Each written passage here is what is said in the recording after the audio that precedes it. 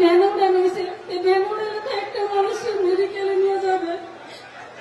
আমি আমার মাঝে মেডিকেলে নিয়ে গেছে, কিন্তু আমি জানতাম না যে আমার স্বামীর এই জায়গায় পুরাইছে।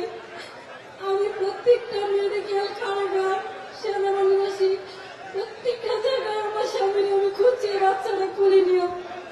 কেরানীগঞ্জ কারাগারে পর্যন্ত গিয়েছি, সবাই বলছে আহত মানুষও ধরে নিয়ে গেছে। আমি সমস্ত জায়গায় আমার স্বামীরে খুঁজছি, কিন্তু কোন জায়গায় আমার স্বামীরে পাই না। আমি 19 আগস্ট আমি আশুলিয়া থানায় একটা জিডিও করি, ওনারা জিডি নিতে নারাজ। 18 তারিখে জিডি করি, পরে ওনারা আমার জিডির কাগজ ছিঁড়ে ফেলাই দেন। তারপরে আমি 19 তারিখে জিডি করি। 25 দিন পর একটা ভিডিও ভাইরাল হয়, ভিডিওটা আমি দেখি আমার স্বামীরে ভ্যান গাড়িতে উঠে গেল।